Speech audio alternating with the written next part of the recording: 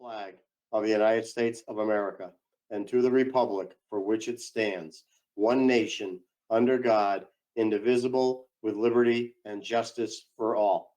Thank you.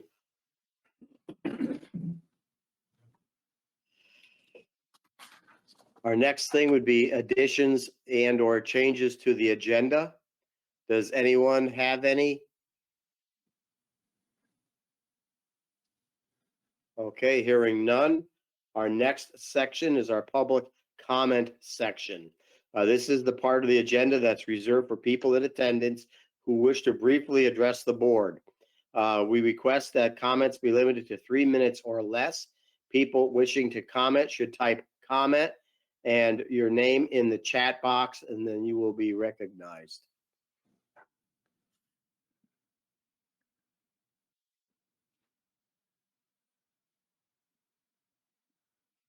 We have no one, I'm assuming, Donna? Not right now, no. Okay, moving on would be our good to know special recognition. Andy, do we have anyone? We do not, Mr. Chair, not for this meeting, but I think we can probably get a couple for the next Selectmen's meeting. Okay, perfect. Our next thing would be the town manager's report. Okay, moving right along. So, we've been pretty busy in the town manager's office. For one, I don't know if the selectmen have been checking their emails. We've been compiling information for an FOI request regarding the building committee's public information meeting, looking for information from resident Mr. John Collins. So I think we've fulfilled that request. We had our first meeting from the Insurance Consortium Region 8. We take it off the summers, so we met with the entities that make up that consortium, and we continue to do well, being self-funded. We have approximately $4 million in the bank for revenue and reserves. So that's going well. We will be interviewing for a social worker, or we have been interviewing for a social worker. We'll be setting up second interviews for that. And also we'll be interviewing for a Parks and Rec part-time office assistant. So we're busy doing that, bringing on some new staff, which was budgeted. Excuse me. One of the important items to note is the closing of Route 94 on the north end of town. That's the road that leads into Glastonbury. They're going to be closing that on Monday to work on the bridge for a culvert repair. And we've been talking to the contractor to see if they could try to keep that to one lane as much as possible. And they said they're going to see what they can do, but they can't promise us anything. So we'll continue to get updates on that. Can I ask Hebron Fair? Can I ask a question on that? Sure. Is that between West and Murphy Road? Is that where that's getting closed off? It's right by the Foot Farm, right where that stream goes through. So yes, it's before Murphy. Okay, so it's in between there. Okay. Yeah, you're right. Yep, West and Murphy. Yep. Okay. Oh, excuse me, I don't know where Murphy is. I've driven by it apparently 1,000 times, but I don't know. So where is the closure on as you get past the farm, where is the closure, Andy? After we get, coming from the center of Hebron, where does it open up on the Glastonbury or on the far end of the Hebron side again? So if you're leaving the Hebron Center and you're headed towards Glastonbury, as soon as you will go past the West Street, which would bring you to the golf courses. Right. You keep going straight towards Glastonbury and it'll be right there. There's a stream right there, a rather large culvert that had some issues with it, so they temporarily fix it, but it's getting worse. So it's an emergency repair. They have to close and fix it before the winter sets in. But that next street that you could cut in to go into Marlboro to Jones Hollow in that area, is access to that also closed? I mean, is it going to be just closed right there, or is it? I'm thinking of a park that goes beyond there that I use. I'm thinking of a business that I access right beyond there that I go to. So and I've had questions about that as well. How far will it be closed? What's the length of the closure? So like, Yeah, if they're, the- the time frame or the no, actual no, I'm length sorry, of the road? the distance. Like, is it just right there, or I mean, is it West Street to right past the farm, or does it go another half mile into Glastonbury? No, it's just right there. Oh, okay, thanks. Yeah, yeah. You have to use a detour, of course, to go around. You can't get to Murphy Road once they close it. Got it. Okay, thank you. Yep. The Hebron Fair went extremely well. Very little incidents as far as the police and the ambulance or EMTs are concerned. And in talking to the fair organizers, they had a very good year. So congratulations to them and hooray for the Hebron Fair. Can I ask you something, Andy, or can I at least make can I ask a question about this? Absolutely. Relative to it being constructive. I had, like a lot of people, an awful experience trying to get to the fair. I live 1.2 miles from the fair. It took me on Saturday, which I understand is the busiest day, but when my daughter wanted to go, an hour and a half to drive 1.2 miles to get to the fair. And then when I got there, the parking was so full that you just sort of had to wander to try to hope that somebody had a spot that they left and they vacated. So, I just sort of wandered around. So it was an hour and a half. And it's not a criticism. It's just because I love the fair, and obviously the outcome of the fair is great for the town, and the Lions are terrific. So it's not a criticism, but it's just an hour and a half to drive 1.2 miles. And there was kids walking on the side of the road because they jumped out of their cars. Clearly dangerous. There's no sidewalks there. That's dangerous. And obviously not a great experience, even though I get it. I mean, people were still coming into the parking lot at 8 o'clock at night on Saturday, and they were still selling tickets. So clearly, from a revenue perspective, phenomenal. So it's just constructive. There's got to be some way to ease that traffic, to create some shuttles or something. Because I'm not going back next year on a Saturday. I'm not doing that. I mean, that's insanity. I'd rather write a donation and then keep moving. But there's danger with the kids walking on the side of the road, and again, an hour and a half to drive 1.2 miles is something that's not tenable for me. And so again, not criticism, but just how do we deal with that? And I just Yeah, want so to let me add, bring too, that.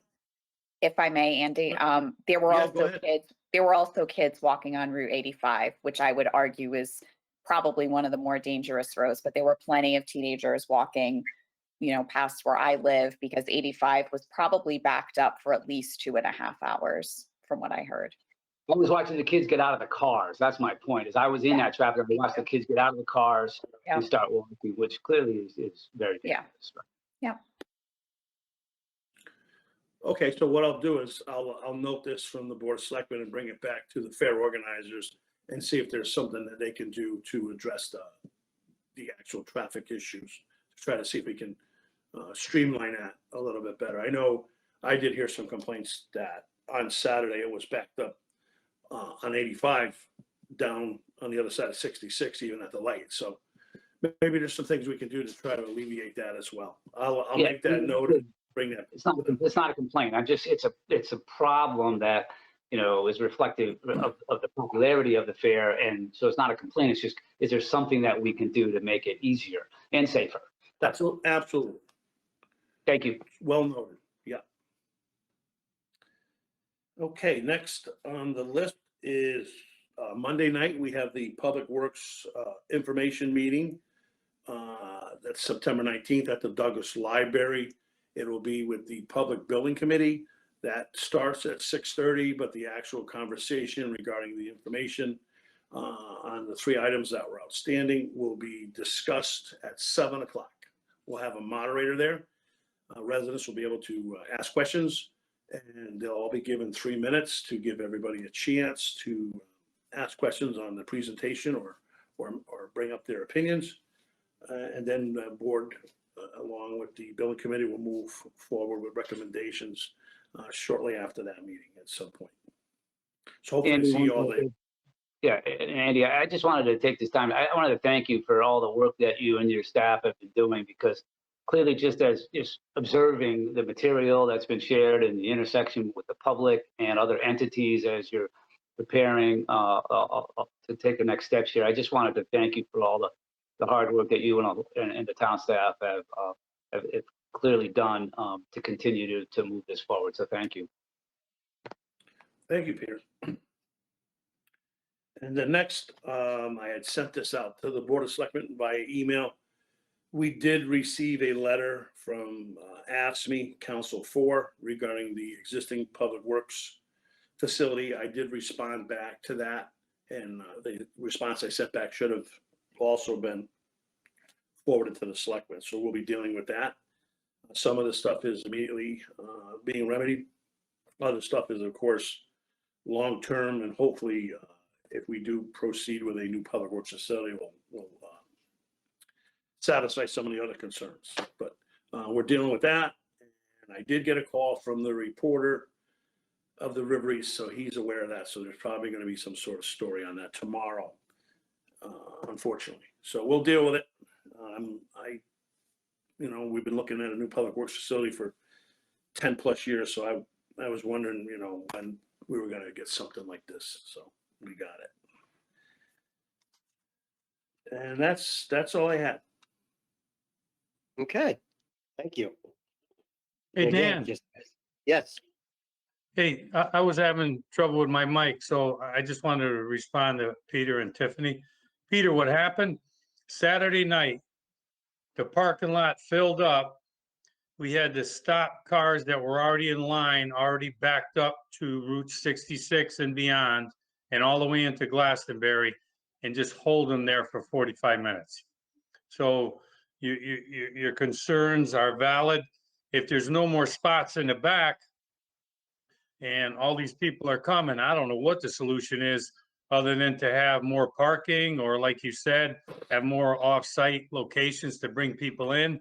But yeah, standing out front there, like Tiffany said, watching kids jumping out of cars in the middle of traffic because they were standing in line for an hour or in their car for an hour and driving off into the woods, it got to be a very dangerous situation. So I've only seen that happen probably 3 times in my 16 or 17 years, Pete, where the back lot filled up and there was just nowhere else for anybody to go. So people were just sitting in the street for an hour. So that's what happened, Pete. I just wanted to share that with you.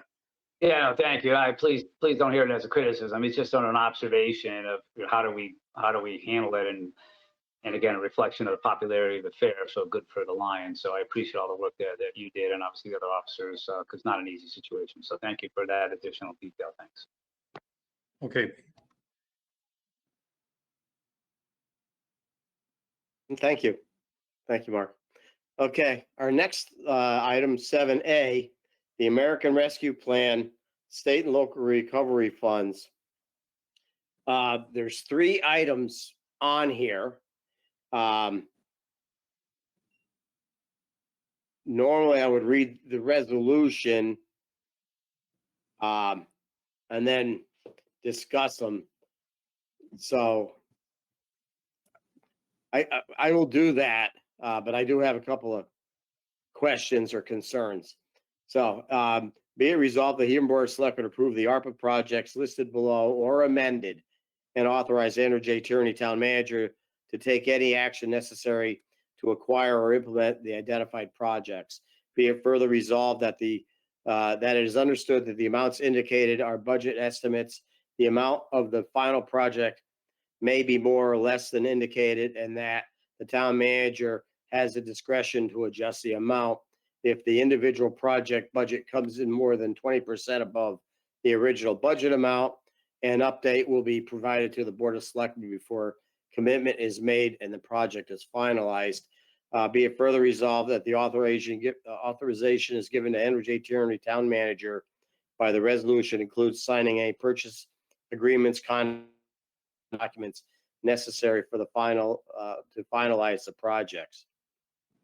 So the first one is the support of the local small businesses with an amount to be determined.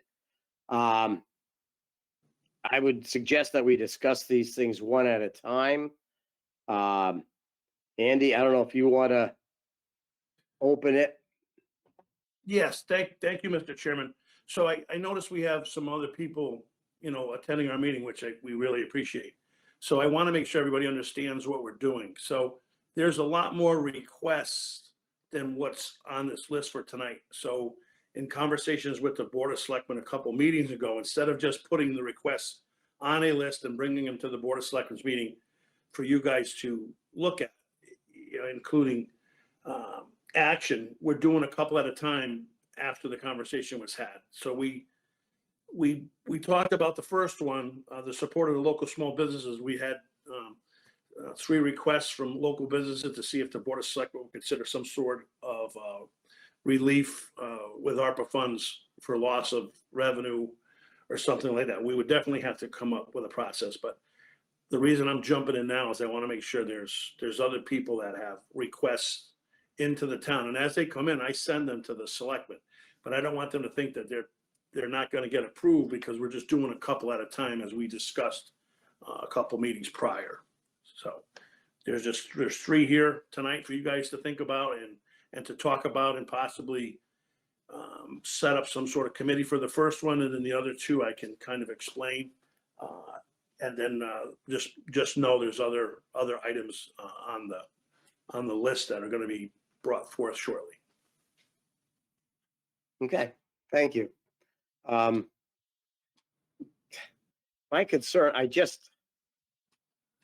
really am very hesitant. I would like to see a process first before I start doing something. I'm afraid that you could open a floodgate of every small business wanting something, which, by the time you get done, there's not going to be a lot of money left over. Second off, I hate signing on to something without having at least some sort of an idea of the dollar amount. I don't mind supporting small businesses. I don't want that to be thought of at all. But I think we need to know, what the process was. There were the PPP loans. There were other monies that were out there. Now there's essential workers monies that they could apply for to get, $1,000 back, which from what I heard tell, that fund already got way overextended. I'm just leery with approving that. And what do my colleagues think?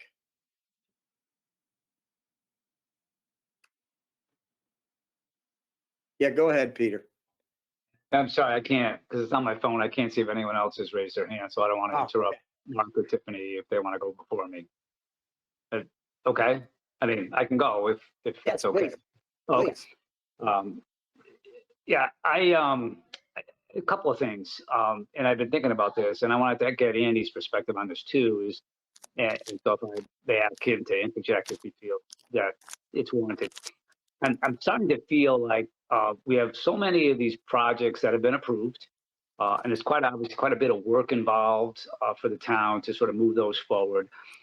We do have some time, and we have a lot of requests that are coming in, and we also have some unknown, maybe opportunities to think about the funds over time, things we don't know about yet. So we clearly don't want to run out of the money. And I'm starting to feel that a little uncomfortable although the town's doing a great job presenting them to us in this way, it seems to me that it would not be inappropriate to take a pause and not add any more. Now, we obviously can finish what's being presented, so I'm not suggesting that doesn't happen, but would it make sense to sort of take a collective breath, go back at some of those items that maybe are still to be determined relative to amounts, let some of these projects start to move forward, gather the requests, continue to gather them, but rather than continue to vote on them at this time, we have plenty that have already been approved and in the works. So part of me is starting to feel like maybe we should push off adding more at this time, not ignore the request, but push off adding more until maybe a little further down the road. So that's one thing that I wanted to ask about. Maybe before I continue, because I had the point that you were making, Dan, about the business. I want to comment on that. So Andy, if I may, thoughts on that, or do you think this is what the pace we're supposed to be keeping here? No, I think that's, very, very good comment. And some of the things are more urgent than others, like we did with the police car, the first police car. And some of the other things we can move forward on, like what we've already approved, but like I said, I was bringing them to the Board of Selectmen as they were coming in as requests to the town. And it was a large list and some stuff hadn't been vetted yet, clearly like the water project, but the request came in. I wanted to make sure we shared that with the selectmen. We kind of moved into this format to move a few items at a time, not to take up the whole meeting, but we'll do whatever you want. And a pause is okay with us. There's plenty of work to be done on the projects that have been approved already. Trust me. Okay, no, and no criticism. You guys doing a great job. I just, maybe some of the other board members are you agreeing, or would you be agreeable to maybe pausing, continuing to add at this point? Or I just want everyone's opinion. That's just something I've been thinking about. Peter, if I may, Mr. Chair. Yes. Peter, I'm wondering what you mean by pause. Do you mean, because I see, in the overall list we were provided, there's several round 2 projects that have already been approved by the town attorney awaiting our approval. Are you saying we should pause all of those, or are you saying we don't entertain any new requests beyond what's on this master list? I am suggesting that we don't move forward with the one, other than obviously what's on tonight's agenda, but we don't move forward with anything else that's been waiting for our approval. But at the same time, we continue to gather requests that come in, because I don't want to suggest that anyone shouldn't be presenting their ideas for funds. To me, it just seems, it's starting to feel like a little bit of a race. And I'm concerned that at some point, not again, anything that the town's doing or we're doing, but I don't want some opportunity to present fund, to use some of these funds that we have to pass on because we sort of hurried up to approve all the ones that have subsequently come in already. So I'm just talking about maybe a couple of meetings, continue to get updates from Andy, continue to secure the information on the requests that are coming in, so we can sort of think about that. I don't want to approve 90% of them and have a wonderful request come in December and be like, we're out of money. And so I'm worried about that, because it feels like we're getting a lot of, not really pressure, but we're getting a lot of, getting an influx of requests because people recognize that the funds are limited.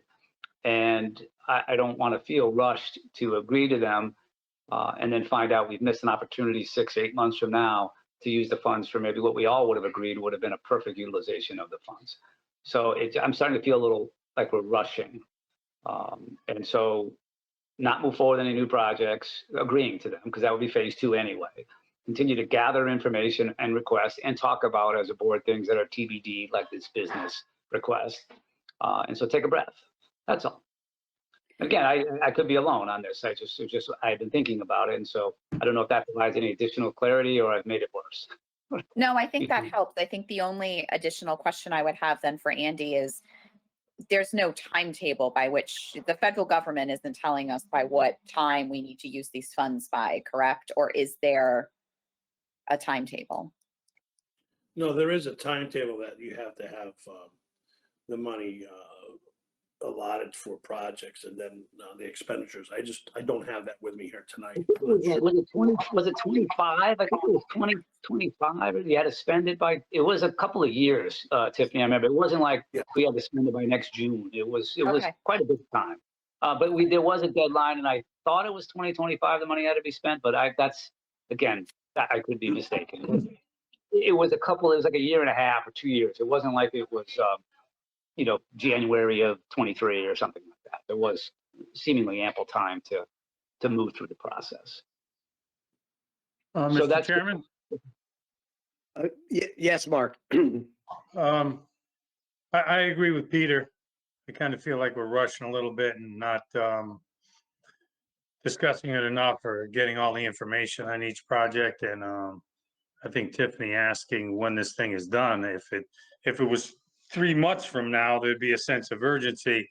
But if it's a year or 2 down the line, I don't see why we couldn't take our time and make sure that we approve the most needy programs and the most beneficial programs to the town. So I agree with Peter. I don't think there's any harm in just deliberating a little bit and making sure we make the right choices and give everybody an opportunity to submit their request. So I agree. Tiffany, did you want to say anything again? No, I mean, those were my questions. I have no issue taking our time and looking at the requests. I don't see any reason why we couldn't move forward with the final two tonight because they're on the agenda, beyond discussing the small business one more. But I'm not unopposed to the idea of taking a pause. Okay, and my only comment, and I basically agree with you, Pete. With you, Pete. My only thing is, in the event of something that is really critical comes up, we do need to be able to have that brought before us. Oh, And I absolutely. think that that would be understood anyways. But almost like how we would do CIP, where you would break it into categories or levels of importance. And so I agree, and that was kind of sort of my thought process also is, some of this stuff I'm just not sure we've got all the information. And the other thing I want to make sure is that we're not opening a Pandora's box with some of these where, as I say, you get deluged with requests. Once you let one do it, then everybody's going to be knocking on the door, and heaven forbid you do not take care of this one, but you already took care of that one. I just want to make sure that it stays as totally fair to all parties in town. So if we could, is it possible to, like on the new the business request? Because I'm with you, Dan, on this. I'm not ready to approve that until we have more discussion as a board. And again, I probably will be on that committee or chair that. I mean, obviously I'm a big supporter, the open for business and all task force, all that stuff. I just think this needs discussion. And the information that's been provided is substantive, and the examples that were given deserve, its own spot on the agenda. So I would suggest that we table that, but maybe is it possible to leave that on for new business? So the next meeting, we do talk about that one item and sort of explore some of the things that Andy had presented with examples for consideration at a future date. And then we leave the ARPA phase 2 funding discussion as in general, or adding items as old business. And then we can, so we can address as needed, but we sort of slow down the process of the additions. So I don't know how that could be structured, but that would be my suggestion. We remove the small business from approval tonight for additional discussion. And then we obviously vote on the other two items since they were already prepared and presented tonight. And then going forward, the next agenda item would be specific to discussing the local business. So we keep this on the forefront, but we're not adding any more at this point, unless again there's an emergency or something. At least month to month. I mean, obviously, meeting to meeting. I mean, I'm not talking about suspending it for 8 months. I'm just saying the couple of meetings, let's take a pause and focus more on getting clarity on some items that are TBD, like the business one, and not add anything additional at this point, because there's plenty on the list. I mean, we've approved, Andy, how many? I mean, my goodness, if you look at the list and a half, there's quite a bit on there that we've already moved forward on. So I think we should feel good about that. There's quite a bit, clearly well over, I don't know, 12, 15 items, or maybe more, maybe 20 items. So there's plenty on. So it's not like we haven't done enough so far. No, I believe, and Andy can correct me if I'm wrong. I see no reason why that can't be done. The resolution does state as amended, so it's very simple to remove that one or whatever items from the resolution tonight and discuss it at a later time. Am I correct on that, Andy? Yeah, and I hope you guys realize that's kind of what we were hoping for. These requests came in from businesses sporadically a couple of months ago, and I just didn't want it to drop off. So I figured we'd place it on the agenda for this type of discussion. And it's perfect. That's exactly what we thought you guys are doing. Definitely needs more looking into and more discussion. So that was the way to start that. Thank you. Okay. The next item would be the WPCA sewer system improvements. Andy, did you want to do any kind of a discussion on what they're looking at? Read the documentation, but. Yeah, so just quickly, they've been having it's been a tough year for them. What they had we have to pay a percentage. There was a major break in Colchester because our flows flow through Colchester. We have a signed agreement with them that any repairs to the line, we pay our percentage. So, you know, it wasn't that long ago. I'm talking within the last 4 months. I think we wrote a check for 400, or WPCA wrote a check for 400 and something odd $1,000 for our portion of a major break in the line in Colchester. Not only that, so most recently, the town of Colchester upgraded their flow meters, which is quite expensive. So we're gonna have to now come up with the money out of the account to pay our portion or percentage of the agreement of that. So in talking with Kevin Kelly, they could use all the help they would get. So he felt this amount of money he's requesting would definitely help them fulfill our commitment with Colchester, as well as the request that's in front of you. Okay. Anybody have any questions? Yes, Peter. So Andy, under normal circumstances, how would we pay for this? So if they've exhausted their funds, is it a special appropriation? Would it be sort of that avenue in which to pay for this? Or they say this happens 2 years from now or 3 years from now. Well, how do we pay for this as a town? Well, they normally, you know, they have their fees they charge, and they use that money to operate and maintain the system. So it's been, for the last 10 or so years, it's been maintained and done well. As the system ages, like I said, this was a major break in Colchester that they had to fix. The issue is when they wrote that percentage, it says we have to pay a certain percentage of the repair. I kind of want to amend that and make sure that we have the say in how the repair is fixed. I think we could have had it done a lot cheaper. So with that being said, we're hoping that they get back on track with the fees, the amounts they're going to charge. But for right now, because they're kind of had that large expenditure and now there's new equipment also being added, they're looking for a little help from the ARPA funds to address that. So hopefully it levels off. Thank you. Go ahead, Mark, if you. So I guess I'm in favor of this if it alleviates some tax burden from the citizens or keeps the rates down. So as I understand what you just said, that's what it kind of does, Andy? Yeah, like I said, they don't normally have these type of repairs as a norm. And if we don't assist them, they're going to have to crank the rates up even more than they would to fulfill our obligation. So they look to the town. It's an approved project through the town attorney for these funds. So they felt this could help them out and give, you know, the rates. We don't want to go to crank the rates up too high in like 1 year. So this would help with that. Okay. I support this. I also, the agreement that the town of Hebron and the town of Colchester are working under, I believe, is probably the initial agreement when the sewers first went in. Now we have Lebanon that's online now, which their flow goes through Hebron to get to Colchester.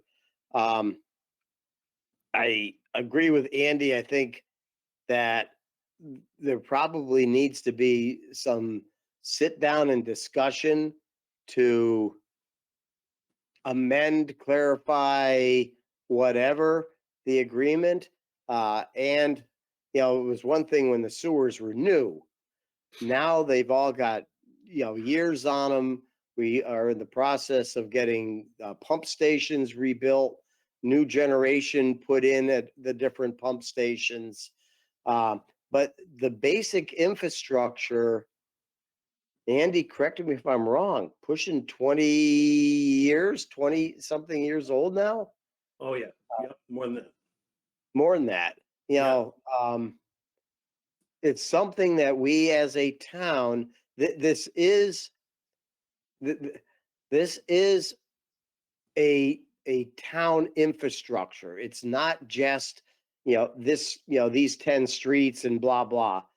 this is something that benefits the town, but also becomes a responsibility of the town.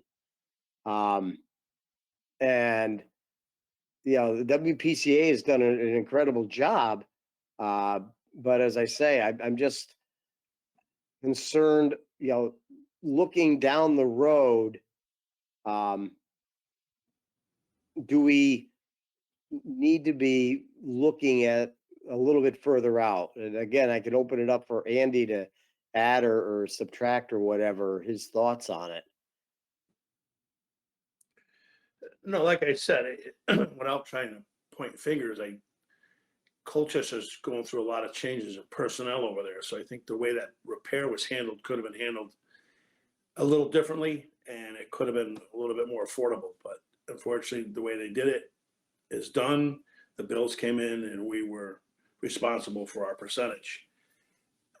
I purposely went over there and had a conversation with the first selectman in Colchester and handed him the check, but at the same time told him if there's anything like that happens again, we have, expertise and longstanding people in our municipality that could have assisted with that and possibly kept the costs for both towns down that were involved. So moving forward, I would hope we'd have a seat at the table. There was one part of the operation that would cost $90,000 to one contractor for one day's work. I just think that's ridiculous, but I wasn't a part of the solution at the time, but. Well, maybe we should be able to go dig the gold up that they dropped into the hole that they dug. Yeah, I hear you. 90,000. That's it. All right. So I don't. Yeah.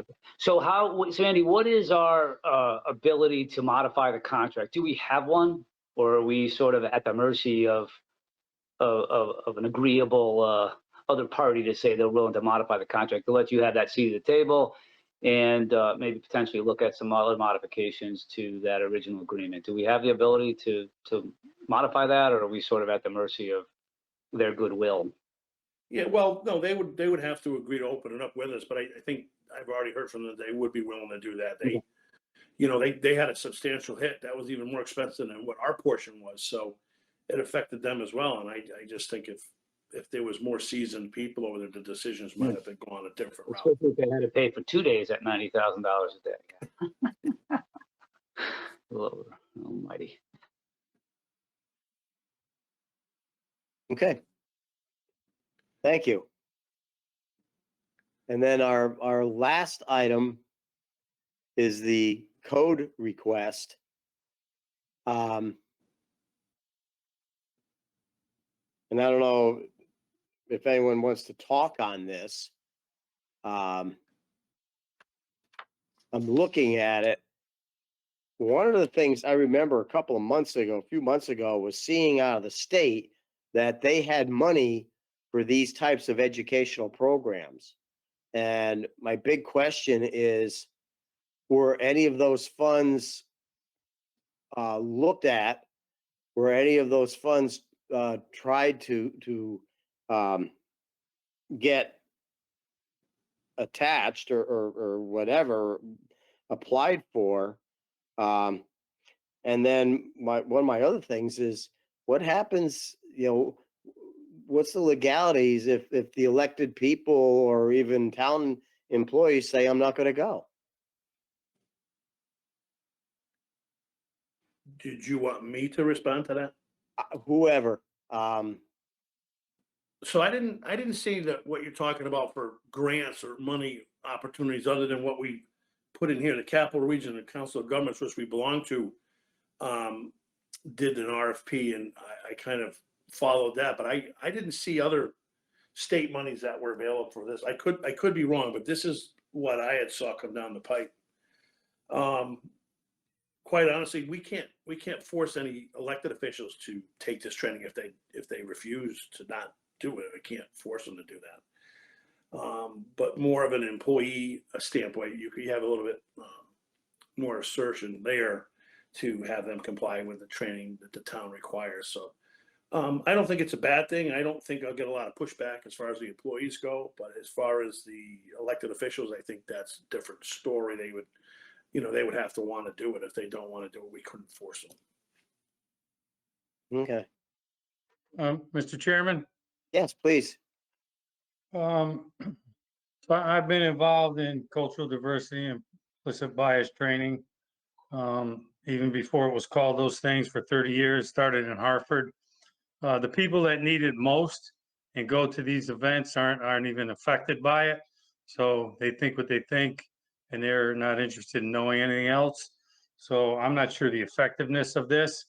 We're mandated as police officers to go to it and by state statute now. And so some towns, people are already doing it. I think a few years back, Andy, I think the town staff had cultural diversity training. Am I right or wrong in saying that? I'm not sure we Maybe had, 3-4 years ago. I'm not sure we had this kind of training. I don't believe so. Donna could chime in if she knows better, but I don't believe so. So I'm interested in doing anything that helps with discrimination or racism. I'm not sure this is the avenue to take and spend $7,000 on that. I'd rather that the group came back with a different proposal, something that would actually help somebody who's being discriminated against or can gain them access to a system that they ordinarily wouldn't have access to, instead of having training for people who already get it and don't need it, and those that come aren't going to listen to it anyway because they already have that preconceived notion. And over 30 years of doing this, that's my experience with this. So that's my feeling. Go ahead, Tiffany.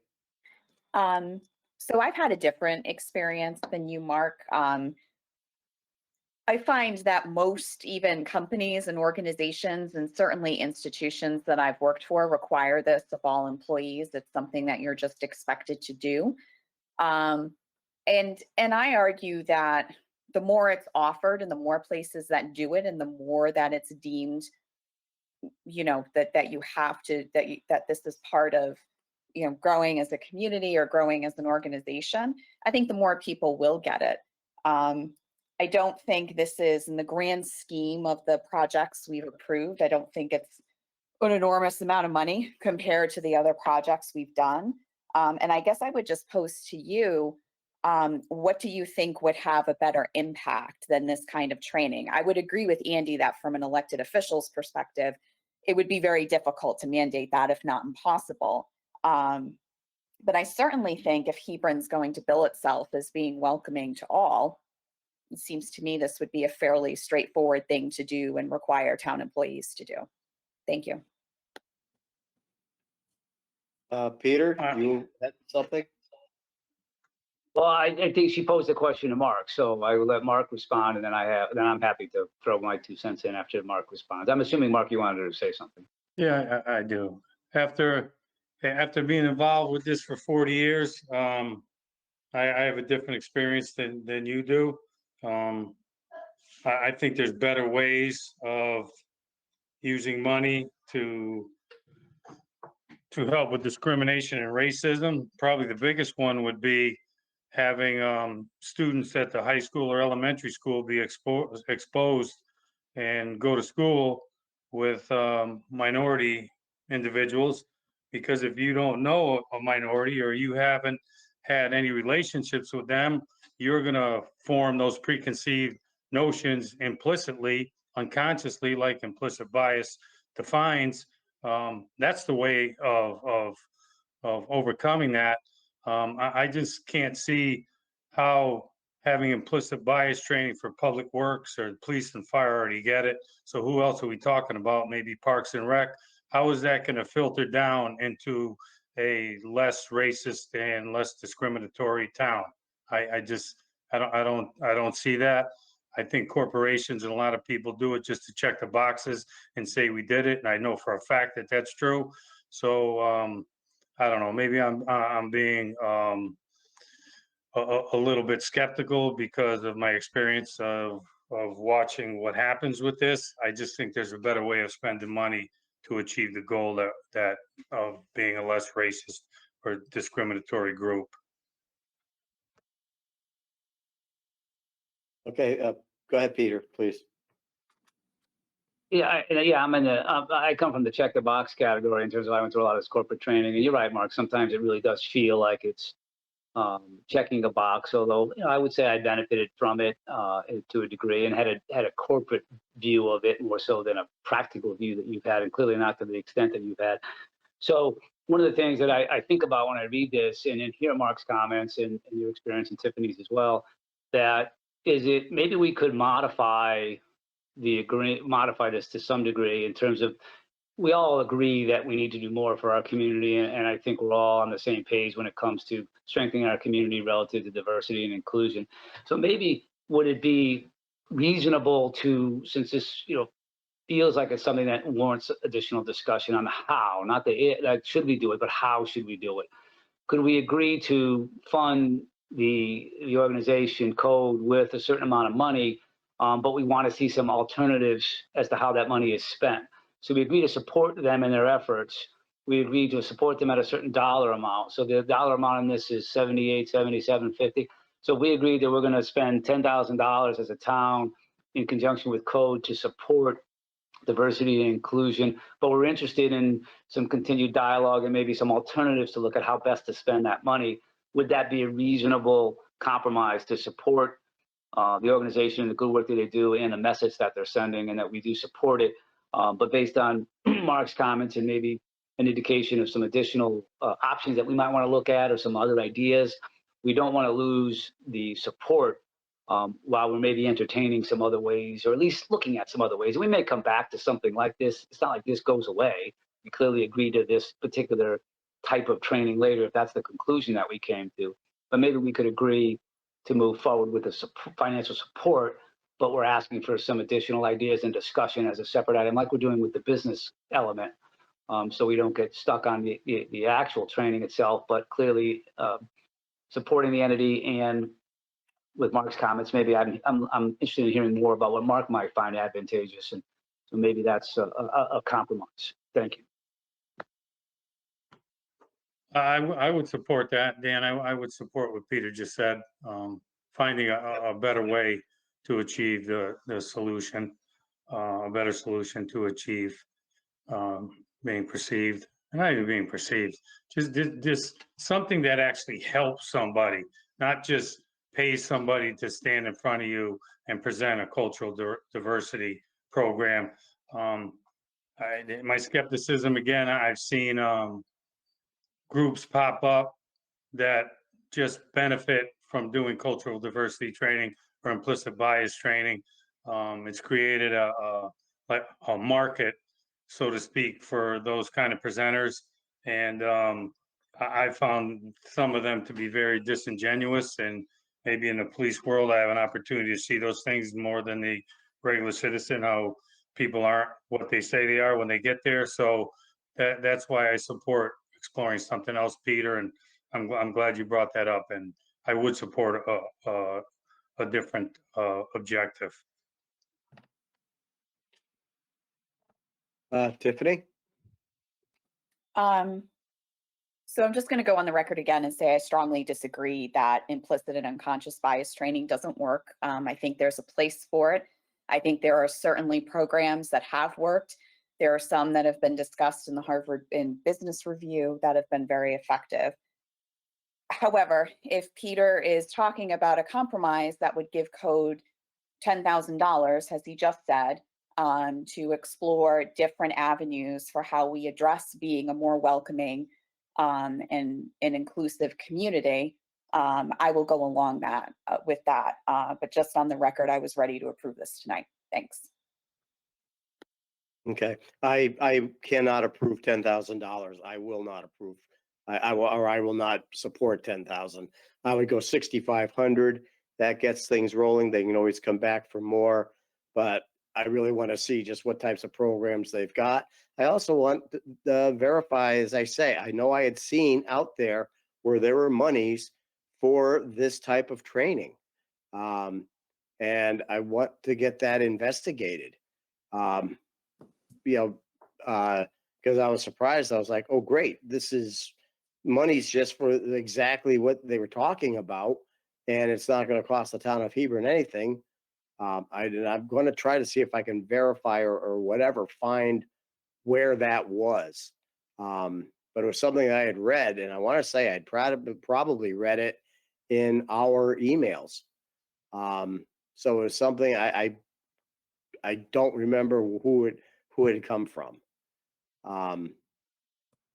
So that's kind of my take on it. I don't mind doing something, but I want to make sure that we're doing something, the money goes to where it's actually going to work. And as I say, there's nothing saying that they can't come back for more if they're showing that they have a program that's actually functioning and working. And Mr. Chairman, let me just sort of, maybe I wasn't clear on how I thought about $10,000. I don't view this as one and done. I view this as an ongoing initiative. And so to me, it's not one program for $7,700. It's, do we want to put some money aside while it's available to continue to support this sort of training and initiative, whether it's 3 or 4 things, whether it's a down payment on something bigger, like Mark may be suggesting, as we continue to explore it. So I'm not looking at this as a one-shot deal. If we think diversity and inclusion is solved by one class, then we don't understand it, right? And I think we do understand it, that it's an ongoing, it's an evolution, and for some it works, for some it'll never work, no matter how many classes you go to. And for some, the classes, I went to something called The Mouse and the Elephant, and it really was eye-opening over weeks of time when I thought I wasn't going to learn anything, and I learned quite a bit. And so I view it as ongoing financial support for potentially more than one initiative. So that's how I thought about it. That's why I put the money up. It wasn't to try to give them more, go find a more expensive program. It was just to have enough money to maybe explore 1 or 2 things that maybe collectively we think is in the best interest of the community. So again, I may not change your mind, but just how I was thinking about the money, the dollar amount, rather than have it be specific to one event. It was more, I think we should be supporting this after we come to an agreement as to how, but I hope that we don't disagree that we should support diversity and inclusion. That's all. I'm with Tiffany on that. I mean, I think we should do something. And continue to support it. The how, I think, is open for discussion, and we should respect folks like Mark that have 40 years in this real time, that aren't just sitting in a corporate office or in a classroom, but maybe, his view is different than Tiffany's or mine or yours. And so I think there's an opportunity for more discussion to try to figure out what's the most impactful way to do this. And that obviously isn't evidenced by simply here's one class, but give us some more things to think about, especially if we have a finite amount of money to put towards it. So I just wanted to provide a little bit more context on why I said $10,000. Thanks. Yes, Andy. So let me offer a suggestion to consider. We can regroup on this. It seems like there's more discussion that needs to be had. I can meet again with Amy DiMatteo and Donna Jolly. I think they're with us here tonight, at least one of them I saw. We could go back and we can look to see if there's other opportunities that Danny mentioned, and at the same time, I can regroup with the leaders of this to see if we can come up with a more equitable plan that the board could support and bring it back at a very near future Board of Selectmen meeting if that helps. Okay. And I'd like to just make one more comment to Yes, please. bring something concrete to this. So I'll give you, I have countless examples of things to do, and here's one. We created a program with area high schools like Ram, Avon, Simsbury, Loomis, Chaffey, where tutors were recruited to tutor inner city kids. And what helps is getting transportation for that to work, whether you're transporting kids to that high school, transporting the area high school kids to a location where they could do this. This program was so successful, the media came, and the Connecticut Forum was involved in helping this work, and it created such a eye-opening where tutors from Hartford and Weaver and inner city schools were tutoring with kids from suburbia, and even just the tutors themselves had an eye-opening experience talking to the other kids to see how they felt. And the thing just grew into all kinds of different things. So I'm giving you a concrete example of what can be effective and what can work instead of trying to preach to somebody who doesn't really want to hear it. Because people who aren't racist or aren't biased don't need to go to that training. And the people that do need to go aren't really getting what you think they're getting out of it. So there's an example of something that could work. And I have lots of examples. So I think Andy's a good suggestion. Why don't we, since we're still having discussion, why don't we pop it on for next meeting and see if Andy has additional information he can share, and we'll continue the dialogue. Okay. I open this up and I do not know if either Amy or Donna are on. If they are, do we want to hear from them at all tonight? Or, Donna is on that I see. I don't think Amy's with us tonight, but that's Okay. up to you, Mr. Chairman. well, I'm opening it up to the board. Do you want, just because they're here, do we? I- I mean, I'd they like to have- hear from Donna. Yeah, they've outlined what they wanted us to do, so I don't know that I don't need to hear more about that. I don't think, but if there's other comments, that's fine with me. But I don't necessarily need to go through what I've already read. Okay. Okay.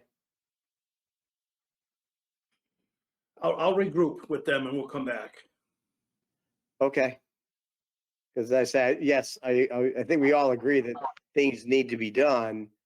We just want to make sure that we have some sort of an established path. If that makes any kind of sense. I didn't say I didn't want to hear from Donna. I just said I don't necessarily need Oh. to hear. I mean, I already read what was presented. So, you know, if there's something new she wants to add a comment, I'm not suggesting. I'm happy to hear from Donna. Okay. I didn't want to sort of rehash what we've already just gone over. But if she wants to provide some comments, that's great. I mean, she's on the line. I don't have any problem. I hope you didn't hear. I didn't want you to speak, Donna. I just thinking I didn't want to have this go another 30 minutes. That's all. Was there anything you wanted to add, Donna? Sure, I would just add, thank you for clarifying that, Peter. I wasn't offended. I would say I do think there is value in implicit bias training. So I've done a little bit of research, and I've experienced the trainings myself. But I am pleased with the expressed support and to have ongoing discussions about what you would prefer, you know, the financial support to support. We will coordinate. I think that's terrific. Really appreciate it. There are many things that can be done. So it's not like, you know, if we don't do implicit bias, there's nothing else of value. So totally appreciate the ongoing dialogue, and I'm sure we can come up with something that you would be ready to support. Great, thank you. Thank you. Yeah, Peter, or are you just waving?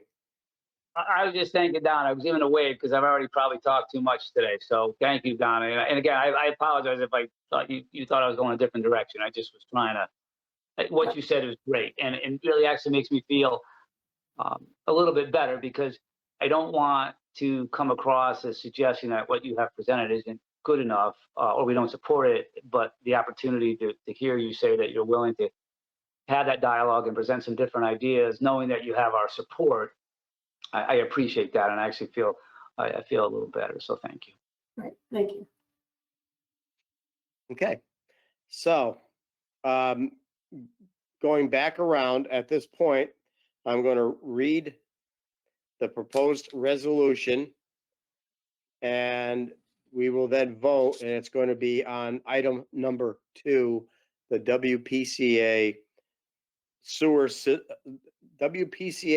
system improvements.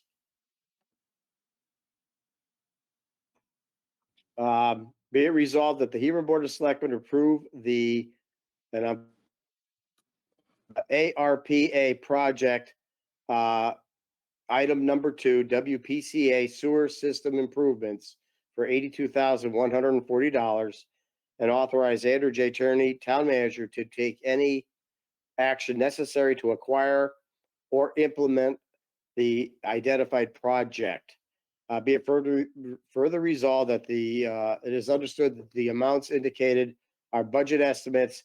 The amount of the final project may come to more or less than indicated, and that the town manager has the discretion to adjust the amount if the individual project comes in more than 20% above the original budget amount. An update will be provided to the Board of Selectmen before commitment is made and the project is finalized. Be it further resolved that the authorization is given to Andrew J. Turney, town manager, by this resolution includes signing any purchase agreement, contract, or any other document necessary to finalize the project of the WPCA sewer system improvements for the 82,140. All in favor signify by saying aye. Tiffany, Tiffany Teely, aye. Peter, Peter Casper, aye. Mark, Mark Rivera, aye. and myself, Dan Larson, aye.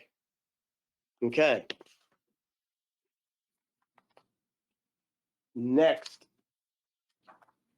would be the Andy, did you, or actually, no, any other old business? I don't believe there is. So moving on, Andy? Yes, under new business, item A, we have Common Community Development Corporation presentation on Church Street Commons Housing Project. And with us tonight, we have Father Ron and some other constituents of his, and they want to take some time here, well, not a lot of time, but some time to bring the Board of Selectmen up to speed on a project they are proposing. Okay, I promised I would stay within 10 minutes and I will do so. Thanks for letting us come today to speak to you about affordable housing that we hope to build in Hebron. As we all agree, housing is much needed in Connecticut and is out of reach for many people, including some who want to live in our town. Our own Hebron Housing Choices report shows that 23% or nearly a quarter of all households are currently cost burdened. The median house price is just shy of $300,000, and among renters, 53% are cost burdened. Seniors wanting to downsize, young couples, single families, service workers all find it difficult to find affordable housing options in our town with apartments and starter homes. Just a little background. In 2018, when the town and church successfully negotiated the sale of the baseball field and parking lot after 3 prior failed attempts, Selectman Larson visited me in my office and we chatted about a number of things.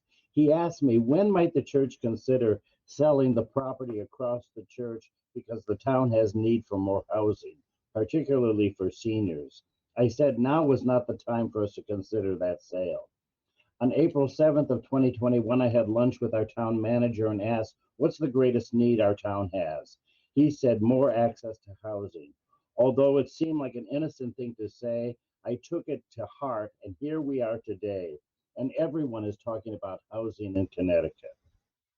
Since we've been talking about affordable housing this past year, I've become accustomed to people asking, why is St. Peter's interested in promoting affordable housing and using its land to make it happen? I said the answer can be found at the foundation of our faith. The prophet Micah calls us to do justice, love kindness, and walk humbly with our God. Jesus' message is the same. The church can't advance justice by lowering the price of gas or the cost of other goods, but we can be faithful stewards of that which is given to us to advance God's justice in our world. In our case, St. Peter's owns a great deal of land in the town center of Hebron, now totaling 45 acres. We own 22.5 acres on the east side of Route 85, which is the land behind nearly all of the businesses in the village up to the mobile station on 66. We own another 22.5 acres on the west side of the street with the purchase of the 16 acres just last year. We're hoping to use this new land to build a parking lot for our church on our side of the street that could be used both by the church and the schools, and even, it would give us over 100 spaces that might be a satellite parking for things like the Hebron Fair that we just talked about. We could build a community garden and use it for other ministry and mission, including housing. preserve the wetlands at the bottom of the field, and even possibly do a solar field where the land is steep. It's still to be determined how we'll use the majority of the new land in the future. However, I met with the school superintendent and principal at Hebron L, and they supported this concept of having overflow parking to get people off Route 85 for the large school events. Since the purchase of our land last year, our vestry approved the creation of a separate corporation to do the work of affordable housing called the Commons Community Development Corporation, which is now incorporated, and we're waiting on nonprofit status. The Commons CDC board consists of members of the parish as well as others in our community. We've contracted with a development consultant who specializes in grant writing and securing funding for affordable housing projects. She has a track record of funding projects across our state. We have an architect with over 30 years experience across the country in affordable housing who has an international reputation in this field. To date, we've secured a modest $40,000 in grant funding to begin our work. First, we want to applaud all of you, the staff and others in Hebron, for the stellar work of completing the Housing Choices Plan as mandated by the state. Hebron was only one of half the towns to create and submit their plan on time. The plan calls for 75 units of housing built over the next 5 years. After meeting with parish leaders and others in the community, we have come to the realization that the most appropriate parcel of land to build housing on for us is our 3-acre rectory property. It's a parcel that is free and clear, unlike the new land we purchased, which still carries some debt. It would allow us to integrate the rectory into the development, thereby saving a historic structure from 1850. We have a developer with experience working with faith-based programs on the Connecticut shoreline and throughout New England that build affordable housing.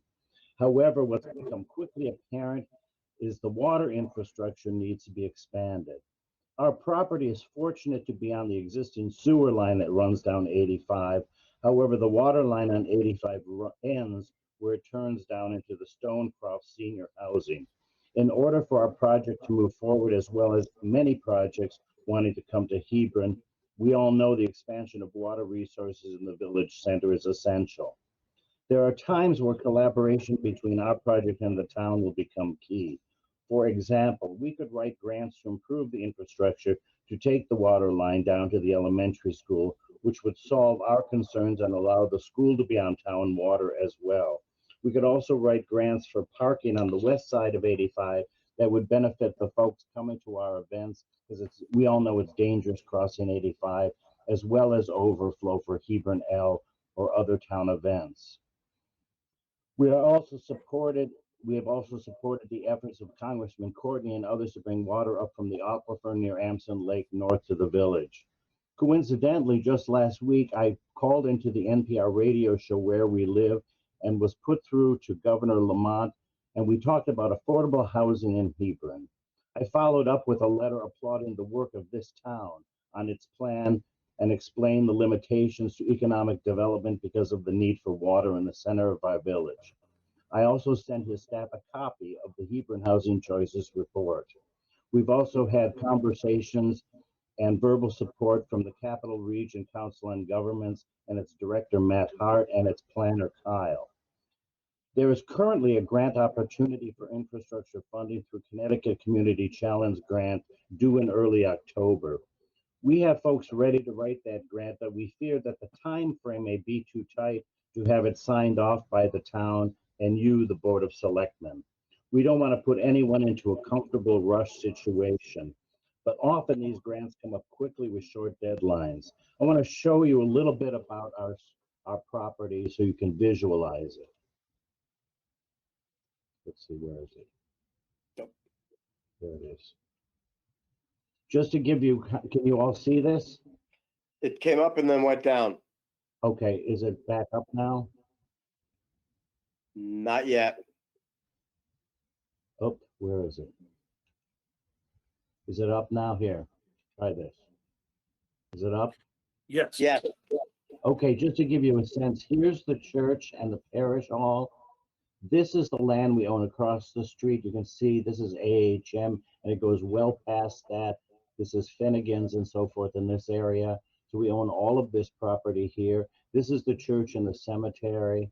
This is the new property we bought in white with the wetlands down here that we've already had surveyed separately in the event of working with open space committee here in town. You can see these are pathways all through here. This is the YAP land that eventually the town will get 28 acres as a nature preserve. This is our rectory property here next to the baseball field. The improvements we're talking about, if we were to write a grant, would be to extend this water line down to Hebron L, which we estimate at 850,000. Landscaping the entire way down to Hebron L on both sides being about 1.5 million. We would write in a grant. We are talking about parking, taking the YAP driveway, turning it into a road, and doing parking on both sides, taking parts of our land on both sides to expand parking, and then adding parking here that all could be used by Hebron L for big overflow events. Or again, it gives us over 100 parking spaces, including the lot across the street that we currently use as our main parking lot. So this is just to give you a sense. Here is the Ripken property that the town all owns for future development. This is Stonecroft. This is the River Road development in here as well. So I just wanted to kind of show you this so you get a sense of the extent of the land that the church owns and how we think that we could use this to really get us to the goal of housing here in Hebron. So I'm going to just simply close that we plan in the future on inviting zoning commission members to a closed retreat to share more specifics on this project to help them understand working together to create a friendly development process as the right way to proceed in a private-public partnership. We believe having the common CDC develop housing as a trusted partner will make for a smoother process for the town to meet its goals in the Housing Choices Report. Our hope is to create 50. Got cut off. Sorry, I don't know what happened. But basically, we hope to work with the Board of Zoning to educate them on our process in a closed session. We believe that we're a good partner to work to build affordable housing in Hebron and make the Housing Choices goal a reality by creating 50 plus units, which would get us 2/3 of the way to the 5-year goal, and hopefully come back to you as our progress as we progress in the future. Are there questions? Yeah, I have a couple of questions. Okay. And Andy, maybe you could pipe in also. At this point, I know that you're showing going down into the YAP property. That's the long-term goal or plan, because I'm not sure where we are with the ownership of that property, if it's gone through probate, or so I'm not sure if that creates any kind of an issue. So I don't know, Andy, did you want to? We haven't possessed that property as of yet. We've had correspondence with the attorney that's handling that, but we have yet to obtain that. But I don't think that's going to be a problem when we do. I'm not sure. I would have to look at the will to see what is allowed and what's not allowed. We haven't done that. What to do with that property is what I mean. So there would have to be some research done, but I anticipate that coming to the town prior to the end of the calendar year. Okay. And then the other thing, I know you're looking, there's a grant opportunity. I'm not sure what that organization is. And if that interferes or whatever with grants that the town already has out. I know you've talked about having people to help write that grant, which I think is fantastic. And I think, again, and correct me if I'm wrong, I'll be more than happy to work with you. I'm just not sure what they have right now for time to assist with that if that were necessary. The grant is the Connecticut Communities Challenge Grant, part of the Department of Economic Development, and it has to be submitted in early October. So it's a short time frame. And my intent wasn't to get, ask for you to do that today, but we still have the capacity to do it even in 3 weeks, if that's something you did want to entertain. We'd come back with it. Okay. I think it's a beautiful plan. I'd be interested in knowing just where, the housing is, the parking lots, that conceptual drawing. The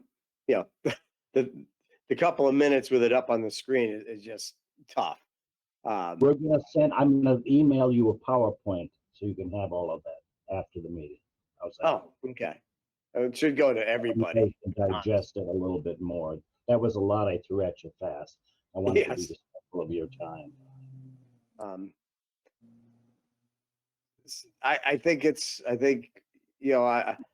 I thank you for spearheading this move. You guys have done a tremendous amount of work. I think it's fantastic.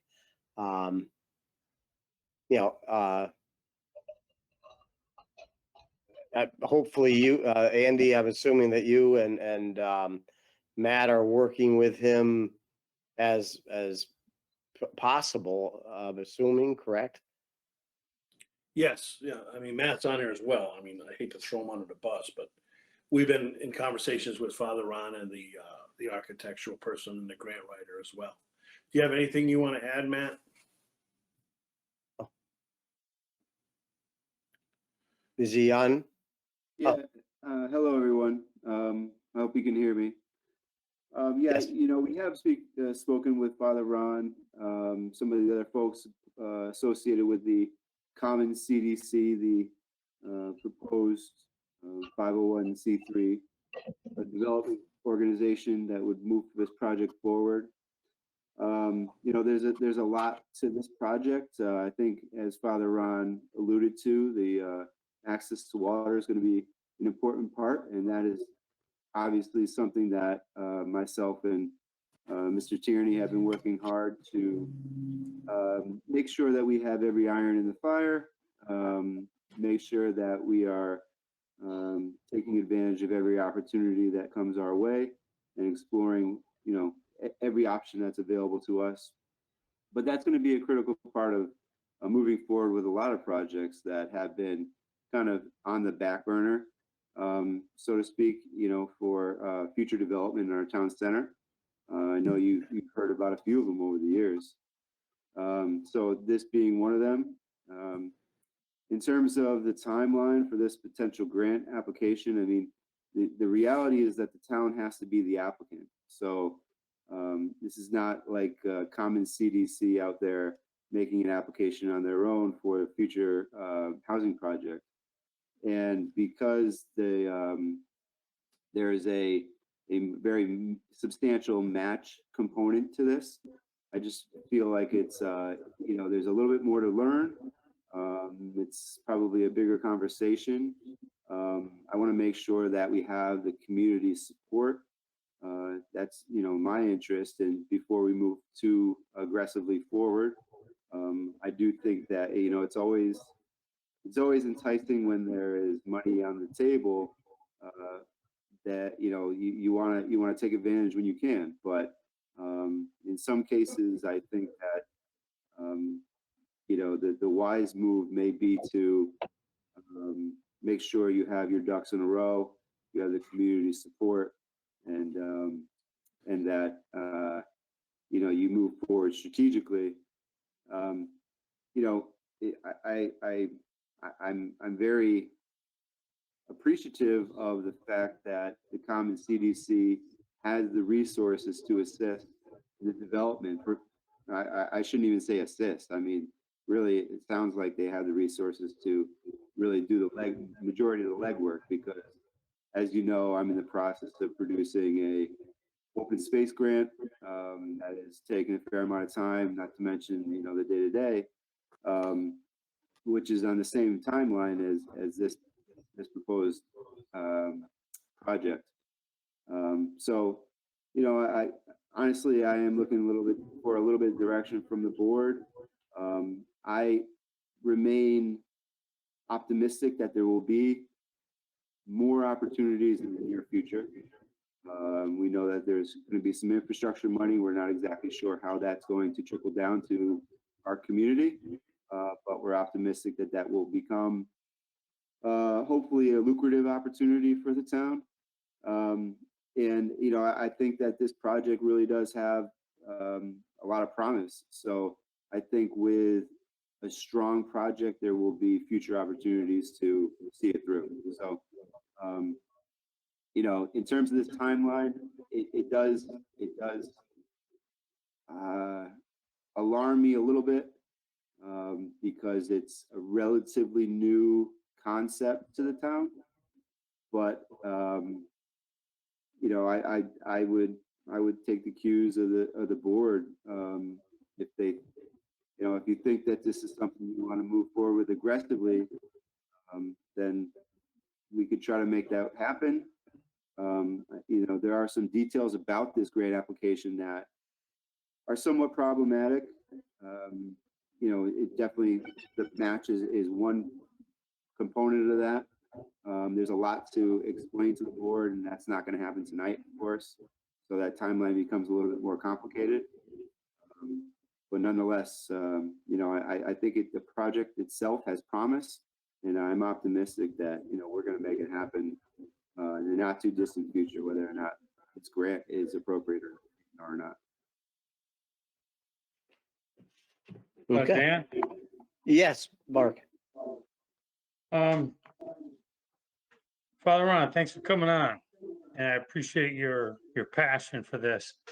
And I not only appreciate it, it's concrete.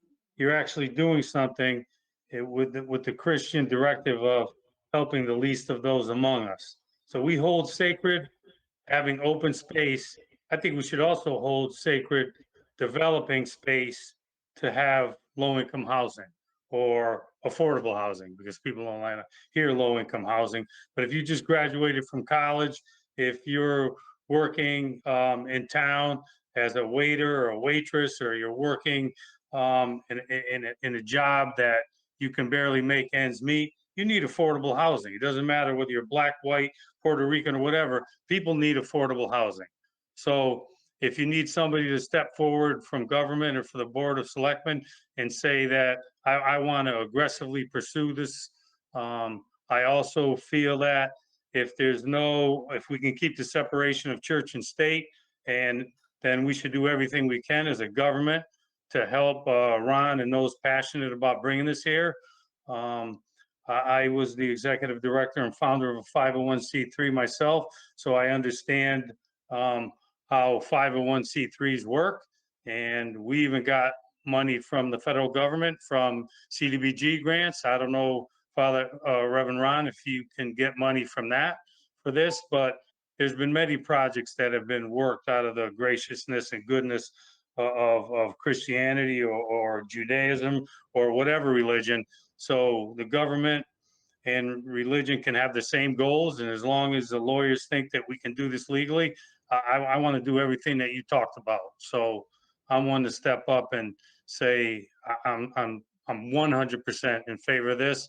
For someone who stood outside Hebron Elementary for years, almost getting hit by cars because you can't fit anybody in the parking lots, I know the need for having a place to park on parent-teacher night. There's people parking in the road. They had 2 different nights for it. We can use that. So I just want to let you know, Father Ron, I'm behind you. Peter, Tiffany? Yeah, I don't want to, I don't want to belabor the point, because I agree with everything Mark said. I think it's an excellent point. I think it's no secret that Connecticut is probably not only severely lacking in affordable housing, and in fact, there are many towns across the state that are fighting it in court, but we're also a heavily segregated state in terms of where people can afford to live and how redlining has really impacted what our communities look like. So I'm in strong support of this project as well. I think the only thing I would add to Mark is I think you and I have both seen how crazy even election day can get if it's a busy election with just traffic being backed up for people trying to park there. So I think the overflow parking would be an innovative solution to that as well. I'm fully in support of this, Father Ron. Thank you for the presentation. Peter? Thank you, Mr. Chairman. Yeah, I appreciate the passion and I appreciate the direction we're going here, and clearly I'm on board with needing affordable housing. There's no question about that. I am not a fan in general of the town owning it at all. So, and Matt, am I understanding that this all leads to the town owning this at some point? Is that, I just want to make sure I'm clear on that basic point. It would be run by the Commons Community Development Corporation would run the property. Who would own it? Yeah. Yes. Yeah, Peter, my point about the town would be that the town would have to apply for this particular grant program on behalf or in collaboration with the 501c3 that Father Ron is referring to. But no, the town would not own or Okay. be responsible for operating this particular project. Oh, okay. I was thinking that. I apologize I just want to make sure I'm crystal clear on that, because I am a big fan of affordable housing, and my intersection with affordable housing goes back 25 years on the insurance side of specialize in insuring affordable housing. So in public housing, I have quite a bit of experience just on the insurance side of it, and the property side of it, and the inspection side of it, and the claim side of it, and all that goes into that. So so that's my perspective. It comes from that area. But a big fan of getting affordable housing into town. So very much supportive. And someone has to step out and take the lead. So thank you for your willingness to do that, opening the dialogue up. And as long as we do it in a thoughtful way, and there's some of the stuff that Matt's talking about, making sure that we work together, I think at some point you got to step off the curb. And so thank you for all the work that you're doing to make this dialogue happen and to move us in that direction. So thank you for doing that. Thank you. Someone had talked about matching funds. Is this grant going to require matching funds? Well, Yes, sir. Yes, I'll Father. let Matt speak, but what it is basically you take assets that you can count as matching funds as counter to that. For instance, we could count as a matching fund for this grant. The improvements you're doing right now in Stonecroft would be considered a matching fund of stuff you're already spending. You know, Okay. the improvements that you're doing. That, for instance, the dollar, and the thing is, they expire, I think, after 2 years. So there's a window in terms of what you can count and how long you can count it as an asset. For instance, we can count as an asset the value of the property that the church would put the housing on. We can count the $40,000 in grant money we got so far as what's considered a matching fund, matching funds. So it's not real money, new money in that. Okay. sense. It's assets that you count as matching funds mostly. I think a big part of this is going to be, really it's going to boil down to the time commitments. And I'm hoping that, you and Andy and Matt can maybe kind of sit down and figure out just how this can happen, if it can possibly happen. Because, I don't know the town or the time constraints. And I know with everything else going on, the town is pretty strapped time wise. But I do know that you were talking that you could do a lion's share of this grant also. So I think I think it would be wise for us as the Board of Selectmen. You've heard our comments and our approvals, but I think it's going to be something where you and the town need to sit down to figure out what is in reality actually doable. But again, it's nice to see these projects starting to go forward. It's great, and we thank you for literally your leadership on this whole thing, literally going back, I'm not even sure how long now, what, a couple, 3 years? It's, a lot has happened literally in a very short period of time. And it's your leadership that's allowed that to happen. So thank you. Anybody have any other things or? And Andy, anything you want to add or? No, I think, as the manager, I want to work as close as I can and with Father Ron and just, we want to make sure what we do is achievable. There's no doubt about it. It's a great project. The only concerns that I have as the manager is this hasn't really been presented or vetted through the Planning and Zoning Commission about the parking lots or its conceptual plan. And, you got to start somewhere. I get that. But whether Matt and I are ready to commit to this deadline for this grant, we've had some conversations and it's going to be really a challenge to do that. So we'll talk with Father Ron offline and I'll talk with Matt to see what we could do, if anything at all. But let it be known, if we don't make the deadline for this grant, there will be more, and we will continue to support and work with the church and moving forward this project.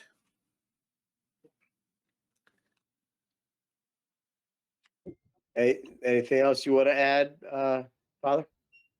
I guess the one thing what's important is there are a lot of funding sources with like Department of Housing and Connecticut Finance Housing Authority, but all of those funds really, the funders all say you really got to have your infrastructure in order first. And that's kind of the chicken and the egg. It's like, we need the infrastructure fixed so we can apply for the housing grants. Mhm. And I'm talking about millions. This is a $22 million project in the end. And so there are funders. We've talked to DOH, we've talked to all those folks, but they all say the same thing: get your infrastructure in order. So this we thought was a possible solution, even though the time frame is short. Perfect. Well, let's see what can come of it. Not sure if someone was trying to talk. I'm sorry. Okay, perfect. Thank you. Thank you for your Thank time. you. Thank you for the presentation.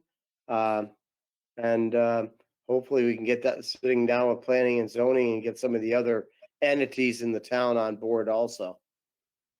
So, perfect. Thank you.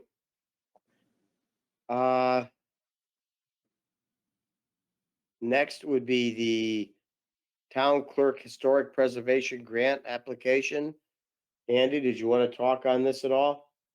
Sure. So this is in the packet. It's item 8B, approved town clerk's historic preservation grant application. Attaches an application prepared by the town clerk, Carla Pompowitz, for the Connecticut State Library Historic Document Preservation Program targeted grant in the amount of $5,500. The proposal is for the preservation and conservation of 3 town scrapbooks dating from the 1980s through 2013. And then there's a proposed motion. So she applies for this every time it comes out. We've been pretty successful. And I think if anybody's been in the town clerk's office or in that vault, it's pretty well organized. So this is just another attempt to do some better things and more organization and get things preserved. Okay, I'll read the motion and then we'll open it up for discussion. Move the Hebron Board of Selectmen approve the application to the state of Connecticut, to Connecticut State Library for the targeted grant fiscal year 2023 Historic Documents Preservation Program in the amount of $5,000 and authorize Town Manager Andrew J. Tierney to apply for, accept, and receive the grant and sign any necessary documents. And as Andy said, this is an ongoing thing year after year. Pretty cut and dry. Does anybody have any questions or comments? Hearing none, all in favor signify by saying aye. Tiffany? Tiffany Teely, aye. Peter? Peter Casper, aye. Mark? Mark Rivera, aye. And myself, aye. Motion carries. Our next thing resolution regarding the, RAM emergency generator grant. Andy, you want to talk on this? Yep, so once again, item 8C in the packet is adopt a resolution approving the grant applications for the RAM emergency generator. The town of Hebron, on behalf of RAM Regional School 8, have been awarded a $2 million grant for installation of an emergency generator for the RAM facility, which will allow for the creation of a regional emergency shelter. The town will serve as the recipient and will work with the superintendent and the RAM Board of Education on the implementation of this project. And then there's a proposed resolution. Okay, and this is something Andy's been working on literally for years. So again, another one of these things which just show how lucky we are to have our staff that we do. The resolution, whereas pursuant to Connecticut General Statute 4-66C, Urban Action Grant Program, the Connecticut Department of Economic and Community Development is authorized to extend financial assistance for economic development projects, and whereas it is desirable and in the public interest that the town of Hebron, on behalf of RAM Regional School District Number 8, make an application to the state for $2 million in order to undertake the RAM emergency generator project and to execute an assistance agreement. Now, therefore, be it resolved by the Hebron Board of Selectmen, 1, that it is cognizant of the conditions and prerequisites for the state financial assistance imposed by the Connecticut General Statute 4-66C Urban Action Grant Program, and 2, that the filing of an application for state financial assistance by the town of Hebron on behalf of RAM Regional School District Number 8 in an amount not to exceed $2 million is hereby approved, and that Andrew J. Tierney, Town Manager Andrew J. Tierney, is directed to execute and file such application with the Connecticut Department of Economic and Community Development to provide such additional information to execute such other documents as may be required to execute an assistance agreement with the state of Connecticut for state financial assistance, if any such agreement is offered, to execute any amendments, decisions, and revisions thereto, and to act as the authorized representative of the town of Hebron on behalf of RAM Regional School District Number 8. Any questions or comments? Questions or comments? Hearing none, all in favor signify by saying aye. Tiffany? Tiffany Teely, aye. Peter? Peter Casper, aye. Mark? Mark Rivera, aye. And myself, Dan Larson, aye. Our next thing is the debt management contribution recommendation. Andy? Yes, thank you, Mr. Chairman. The Hebron Board of Finance recently approved moving 1 million from the unassigned fund balance into the debt management fund. A special town meeting will be required to finalize this transfer, and then there is a proposed motion. Okay. Move that the Hebron Board of Selectmen approve the $1 million transfer from the unassigned fund balance to the debt management fund and refer to a future special town meeting for taxpayer approval. Any questions or comments?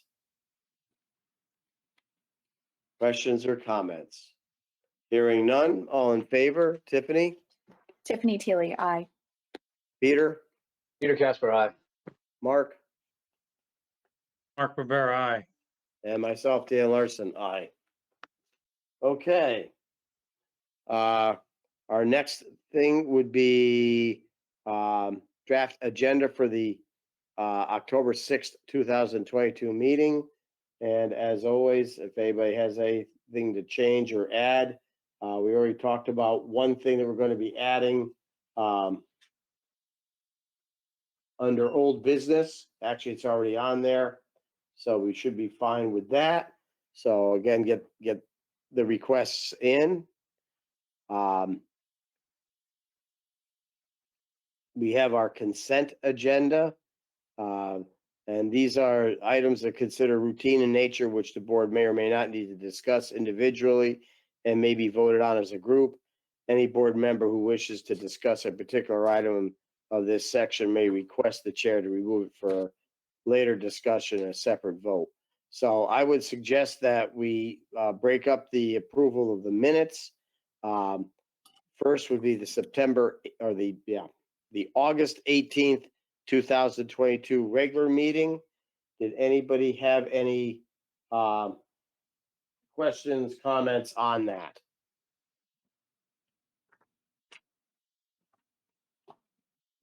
And I did. I gotta find them. Okay. Oh.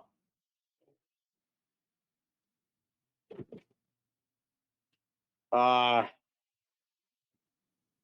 apologize. Bear with me. Okay, a couple of items, item 9C. I just want to clarify, I thought I was the one that had asked on the SHPO. Maybe I'm wrong. I'll ask for anybody can remember that back that far. It was they say 9C, about the historic, how SHPO was actually utilized, and if it was for all projects or whatever.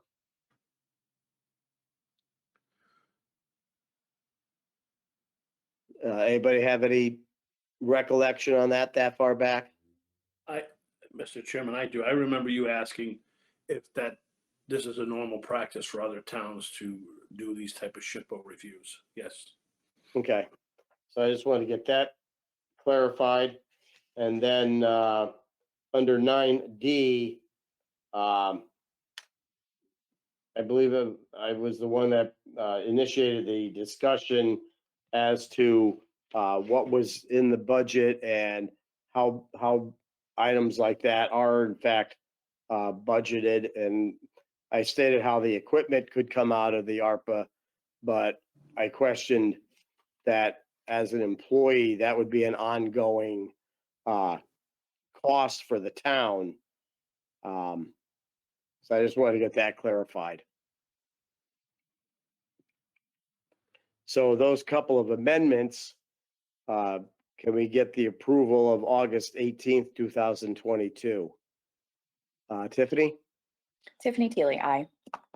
Peter, Peter Casper, aye. Mark, Mark Rivera, aye. and then myself, I. And then they had, and I can't find it. We have not sent the September 1st minutes. We don't have those yet. Okay, good, because I can't Okay. find. That's right. I want to make sure it wasn't just me. Okay. Okay. Now I've thrown papers everywhere, trying to find that. So that'll be tabled because we don't have them. And then it would be the tax refunds as listed. And that would be, again, item 9 and the tax refunds, as you can see. So motion to approve the tax refunds as listed. All in favor signify by saying aye. Tiffany, Tiffany Teely, aye. Peter, Peter Casper, aye. Mark, Mark Rivera, aye. and myself, aye.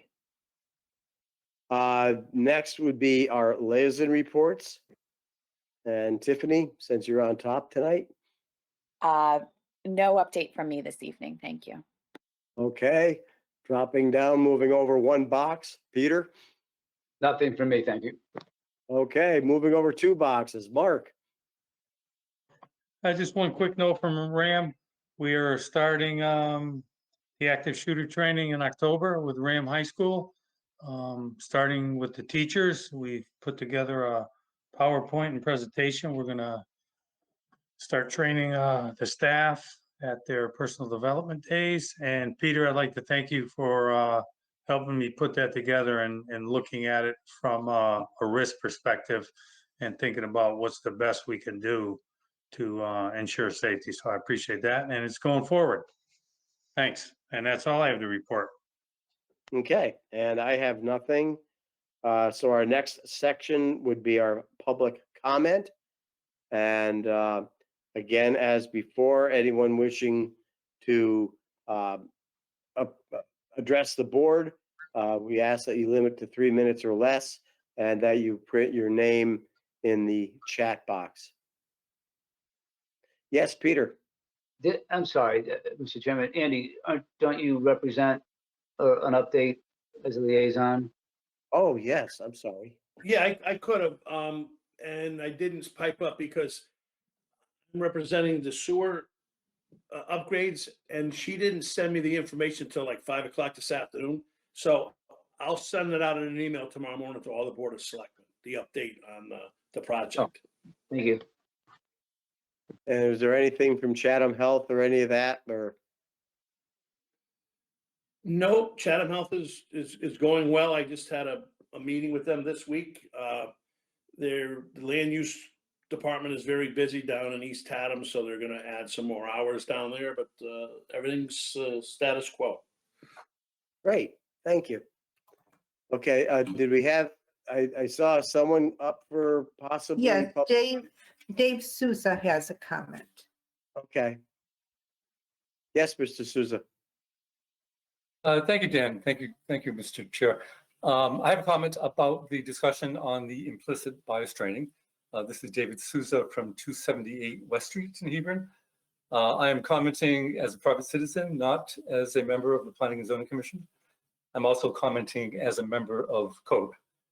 And I agree with Tiffany's comments about the implicit training. I think it's very important. I think it's very effective. I've taken such training and I find it eye-opening.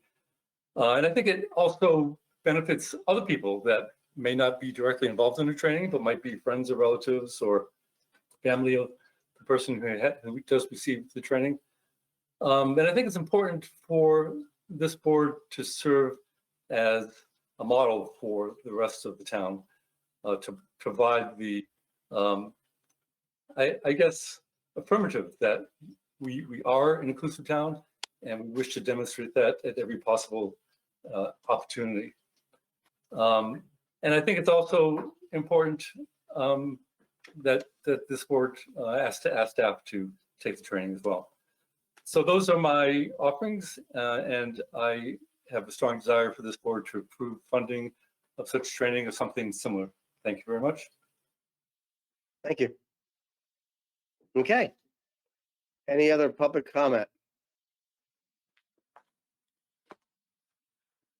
Hearing none, the downside is we do not have Gail tonight, so someone's gonna have to step up. Oh, come on, somebody Oh, can do it. sure, I'll do it. Mr. Chairman, it's 8:48 PM and I'd like to make a motion to adjourn. Thank you.